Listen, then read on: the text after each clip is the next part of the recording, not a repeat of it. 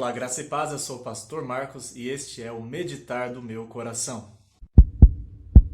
O nosso lar, que deveria ser um lugar de prazer, de descanso, de segurança, de conforto, muitas vezes se transforma em um cenário de guerra. E momentos de isolamento social, como o que estamos passando, pode muitas vezes agravar essa situação.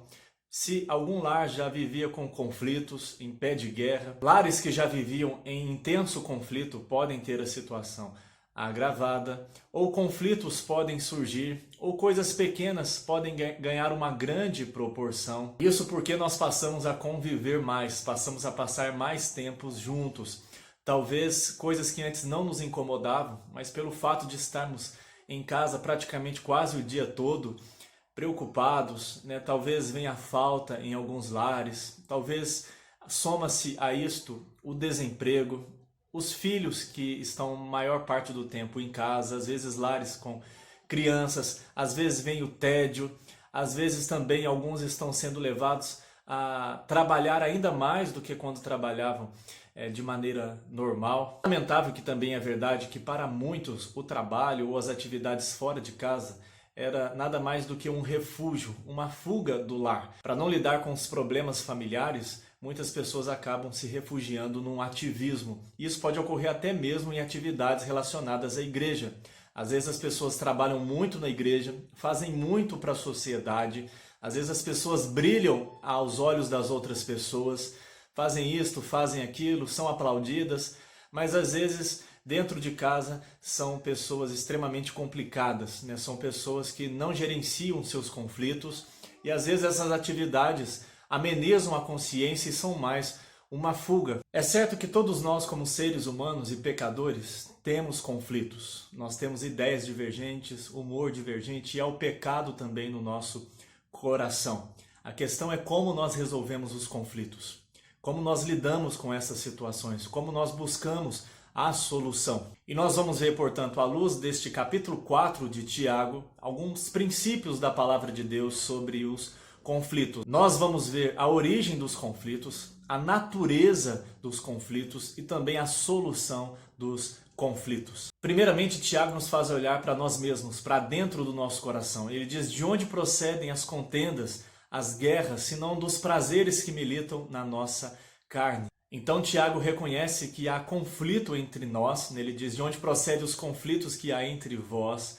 E ele coloca a fonte como sendo o nosso coração, os desejos do nosso coração. O que ele vai chamar no verso seguinte de cobiça. Tiago vai dizer: cobiçais e nada tendes. E antes de tudo há um conflito no nosso coração. Os nossos desejos pecaminosos querem ser atendidos. Eles estão gritando para serem atendidos. E quando não são atendidos, nós entramos em guerra. Nós passamos por cima das pessoas para conseguir aquilo que queremos. Nós passamos acima de Deus porque o nosso coração está em guerra. Os nossos desejos querem ser atendidos. Para isso nós lutamos, nós fazemos guerra, nós entramos em conflito uns com os outros. Então há um conflito no nosso coração e este conflito nos leva a conflitarmos com o nosso próximo. Por isso que até quando nós pedimos a Deus em oração, por isso que nós temos que ter muito cuidado com a oração, nós precisamos orar com a Bíblia, porque senão nós vamos somente fazer de Deus um gênio da lâmpada mágica que tem que atender todos os nossos desejos. Tiago aqui está dizendo que muitas vezes as nossas orações são egoístas, são simplesmente para o nosso prazer. Nós estamos apenas usando a Deus para conseguir aquilo que nós queremos. Nós pedimos e pedimos mal só para esbanjar nos nossos prazeres. Reflita aí, você tem pecado porque não tem algo? O quanto você está disposto a pecar para obter contra Deus e contra o próximo? Ainda que o seu desejo seja legítimo, você está pecando porque não tem ou pecando para obter? O que vale mais, o seu relacionamento com Deus, com o próximo, ou conseguir aquilo que você tanto deseja? Primeiro, observe no seu coração. Há um desejo de agradar a Deus? Estes desejos são santos? Como eu tenho reagido porque não tenho ou para conseguir algo? Será que os meus desejos são legítimos ou são pecaminosos? Por que eu quero algo? Qual é a motivação do meu coração? É agradar a Deus, porque Paulo diz: quer comais ou quer bebais ou façais outra coisa qualquer, fazei tudo para a glória de Deus. É por isso que Tiago já disse no capítulo 1 que ninguém ao ser tentado diga que foi tentado por Deus. As provações, sim, Deus permite na nossa vida, mas as tentações cabem ao nosso coração e à sugestão de Satanás. Tiago diz que nós somos tentados pela cobiça do nosso coração. A cobiça é esse desejo descontrolado, pecaminoso, recheado de orgulho. Em segundo lugar, Tiago fala da essência dos conflitos. Em si, o conflito é adultério espiritual, é infidelidade. Tiago chama os seus ouvintes de adúlteros, de infiéis. Por quê? Por que Tiago diz isso? Porque eles estão cobiçando estas coisas, cobiçando estes prazeres ou esses bens, não para glorificar a Deus, mas fazerem a si mesmos e satisfazerem ao mundo. Quando eles cobiçam estas coisas pecaminosas, eles estão sendo inimigos de Deus e amigos do mundo e dos prazeres. Tiago diz: aquele que quer ser amigo do mundo constitui-se inimigo de Deus. Eu vi alguns pastores comentando este texto e dizendo que seria como a esposa pedindo para o marido dinheiro para gastar com o amante. Então, todas as vezes que nós pedimos bênçãos a Deus, mas não para usar para a sua glória, nós estamos traindo a Deus, estamos sendo adúlteros, infiéis, pois nós só usamos a Deus. Nós queremos as bênçãos de Deus, mas não para glorificar a Deus, mas para o nosso próprio benefício.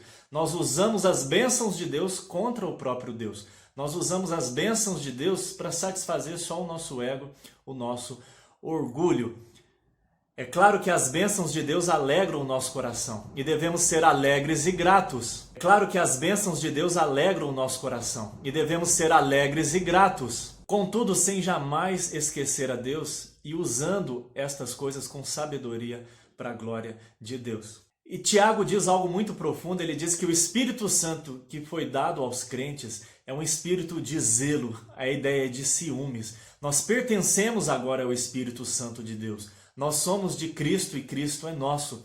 Por isso que é uma infidelidade tamanha nós buscarmos as bênçãos de Deus para usarmos contra o próprio Deus. Ainda mais que nós temos o Espírito Santo que habita em nós. Se você tem vivido em conflito com alguém na sua casa, ou se há conflito no seu coração, reflita sobre aquilo que o seu coração deseja. Reflita sobre a sua opinião, reflita sobre o seu ideal. Não é errado mudar de opinião, não é errado reconhecer o erro, pelo contrário, isso é algo nobre. Não é errado pedir perdão. Não é fraqueza você reconhecer o erro, se arrepender e pedir perdão. Pelo contrário, isso é uma virtude e é obra do Espírito Santo em nós. Deus ama aquele que tem coração quebrantado e contrito. Tiago diz no verso 6 que Deus resiste, ou seja, Deus se opõe. Não é que Deus fica omisso. Deus se opõe porque Ele é justo. Deus se opõe aos soberbos, mas aos humildes concede graça. Então nós precisamos nos humilhar, reconhecer a nossa fraqueza, o nosso pecado, admitir que estamos errados, se assim for, e pedir perdão a Deus. No verso 7 ele diz: sujeitai-vos, portanto, a Deus. Antes de tudo, nós precisamos sujeitar o nosso coração, os nossos desejos, a nossa vontade, a causa que estamos pleiteando a Deus. E ele diz: resistindo ao diabo. Ou seja, você não precisa ficar brigando com o diabo, muito menos tentar descobrir o nome dele, ou o que ele veio fazer, entrevistando ele. Você resiste ao diabo se sujeitando a Deus. Quando nós temos um coração humilde e vamos a Deus em oração, nos sujeitamos a Deus, colocamos os nossos pecados diante de Deus. Quanto mais nós nos aproximamos de Deus, mais estamos longe das ciladas do diabo. A única coisa que você precisa fazer é se aproximar de Deus. E a palavra de Deus está dizendo: Ele fugirá de vós. Que promessa maravilhosa. Tiago diz: chegai-vos a Deus e Ele se chegará a vós outros. Ou seja, nos aproximemos de Deus. Vamos a Deus em humildade, com o coração aberto, quebrantado. E assim Deus se chegará a nós, Ele se aproximará de nós. Não é simplesmente um sentimento de arrependimento, de confissão de pecados, mas é uma atitude de arrependimento. Tiago diz: purificai as mãos, ou seja, envolve uma mudança de rumo. E isto que quer dizer arrependimento é abandonar as velhas práticas. Aqui uma ilustração de mãos manchadas de sangue, ou seja, mãos culpadas. E é claro que para assassinar alguém você não precisa fazer isso literalmente. Jesus diz que nós podemos fazer isso no coração, com ódio, com raiva e com palavras. E Jesus pretende uma mudança radical do coração. Ele diz: limpai o vosso coração. Ou seja, aquilo que realmente nós somos, o nosso verdadeiro eu, a disposição central da nossa alma precisa ser transformada. Tiago também diz que nós não podemos ter ânimo dobre, ou seja, ficarmos divididos em cima do muro, mas nós precisamos ter uma decisão firme de mudar. Também é muito precioso o verso 9, porque muitas vezes a igreja pretende só um oba-oba, que você tem que estar pulando o tempo todo, fazendo coisas extraordinárias o tempo todo, que o culto tem que ser sempre um êxtase, que você tem sempre que estar rindo de orelha a orelha, mas a palavra de lamentar, chorar, afligir o seu coração. E é claro que a Bíblia muitas vezes ordena a nossa alegria. É interessante que Tiago está dizendo assim, converta a sua alegria em tristeza, porque essa alegria que vem do pecado é falsa. Primeiro você precisa se entristecer do pecado, para depois ter a alegria verdadeira em Cristo Jesus. E por fim, no verso 10, Tiago diz, humilhai-vos na presença do Senhor e Ele vos exaltará. Nós não devemos buscar exaltação de homens. Outras pessoas podem nos elogiar. A Bíblia diz, a quem honra, honra. Que nós devemos louvar as pessoas, claro, não no mesmo sentido de que Deus, mas louvar no sentido de elogiar. Mas a autoexaltação é pecaminosa e a motivação de buscar exaltação também. Mas por mais que a gente seja injustiçado aqui, por mais que a gente seja mal compreendido, o nosso exemplo é Cristo Jesus na cruz. Aquele que mesmo ultrajado não usou de ultraje, ele não revidou, mas ele se sujeitou à vontade de Deus. Portanto, Jesus Cristo é um exemplo perfeito desta humildade e submissão ao Pai. Mas ele é mais do que um exemplo. Jesus é o poder que opera em nós, o Senhor do nosso coração, o nosso Redentor, aquele que morreu para crucificar esse nosso velho homem, crucificar essas nossas paixões, aquele que morreu na cruz, fazendo a paz entre nós e Deus, e a paz entre nós e o nosso próximo. Por isso que a paz com Deus é caríssima. A paz com o próximo também é caríssima, porque custou a morte e a ressurreição de Cristo Jesus. E é triste que nós trocamos esta paz por desejos banais do nosso coração. Que Deus abençoe e que neste momento de quarentena seja uma oportunidade também de nós resolvermos os nossos conflitos, pôr tudo em pratos limpos e buscarmos a Deus juntos e caminharmos melhor para glorificar o nome de Deus. Se há conflitos antigos, vamos resolver. Se conflitos têm surgido, isso revela o nosso coração. E graças a Deus porque há remédio para isso.